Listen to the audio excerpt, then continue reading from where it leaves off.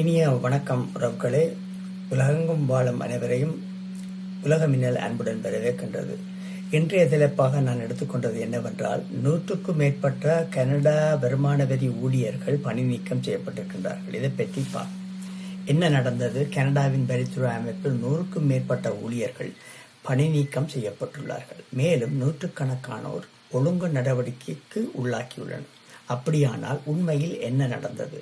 Canada revenue agency, Canada வருமான வரி திணைக்களம் அமைப்பில் கனடா வருமான வரி திணைக்களத்தால் வெளியிடப்பட்ட 2024-2025 நிதியாண்டுக்கான ஊழியர் தவறுகள் பற்றிய ஆண்டு அறிக்கையின்படி 370 உறுதிப்படுத்தப்பட்ட தவறு சம்பவங்கள் பதிவு செய்யப்பட்டன.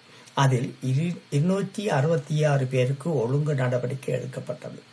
25 பேர் பணி நீக்கம் செய்யப்பட்டனர். 150க்கும் மேற்பட்டோர் ஊதியமின்றி இடைநீக்கம் செய்யப்பட்டனர்.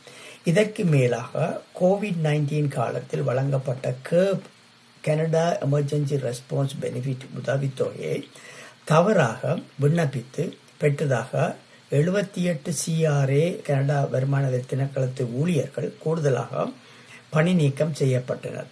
2023 முதல் விசாரணைகள் தொடங்கியிருந்திலிருந்து 300க்கும் மேற்பட்ட கனடா வருமான வரி ஊழியர்கள் CERB தொடர்பாகவே பணி நீக்கம் செய்யப்பட்டுள்ளனர். தவறுகள் அதிகரித்து வருகிறதா?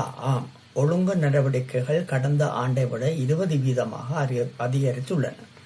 உறுதிப்படுத்தப்பட்ட தவறுகள் 15% அதிகரித்துள்ளது.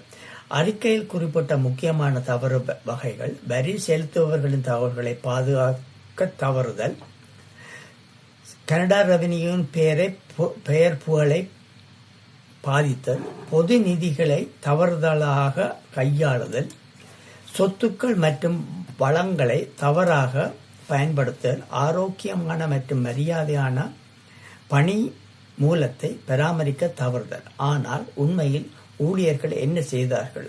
அதுதான் இன்னும் கவலைக்கிடமாக இருக்கின்றது. எனவே கனடா வருமான வரி திணைக்களத்துக்கும் பொதுமக்களுக்கும் இடையே ஒரு பரஸ்பரமான பந்தம் ஒன்று இருக்கின்றது. அதாவது, இவர்கள் வரி செலுத்தினால்தான் அவர்களுக்கு வேலை இருக்கின்றது. எனவே இந்த வரிகள் மூலம்தான் அவர்கள் அங்கு நியமிக்கப்பட்டு அவர்களுக்கான பணியை செய்கின்றார்கள். அவர்களுக்கு தேவையான உதவிகள், முக்கியமான விடயங்களை பற்றி இவருடன் பகிர்ந்து கொள்கின்றார்கள். எனவே இவர்களே வேலையே பயிரமேறக்கூடிய நிர்பந்தம் ஏற்பட்டால் அது உண்மையில் கவலைக்கு உரிய விடயமாகத்தான் இருக்கின்றது. இதுவாக இருந்த பொழுதிலும் நாம் இதை பற்றி விரிவாக என்னென்ன செய்தார்கள் என்பதை பற்றி அடுத்த பகுதி 2 நான் இதை பற்றி விரிவாக பார்ப்போம்.